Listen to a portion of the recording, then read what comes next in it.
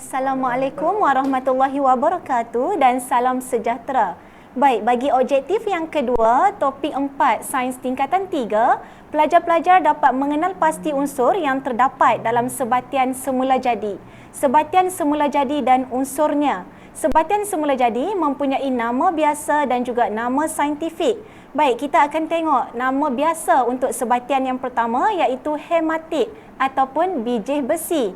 Nama saintifiknya ferum 2 oksida yang merupakan gabungan unsur ferum dan juga oksigen. Sebatian yang kedua ialah kasiterit ataupun bijih tin. Nama saintifiknya sternum 4 oksida yang merupakan gabungan unsur sternum dan juga oksigen.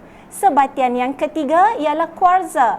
Nama saintifiknya silikon dioksida, merupakan gabungan unsur-unsur silikon dan juga oksigen.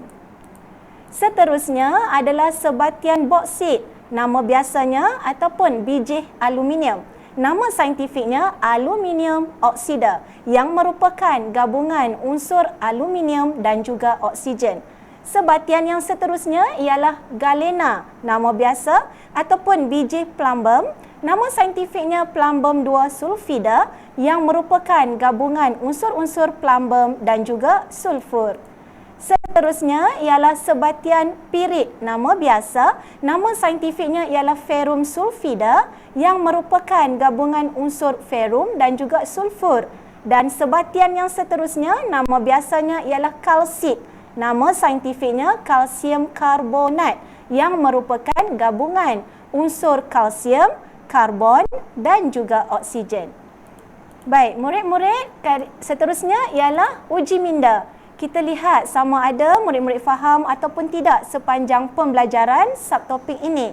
Soalan yang pertama, adakah gabungan unsur bagi sebatian semula jadi berikut betul atau salah? A.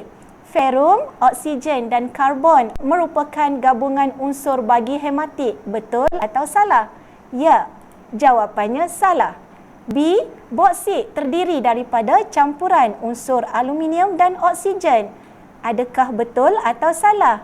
Ya, jawapannya adalah betul. Sekian, terima kasih.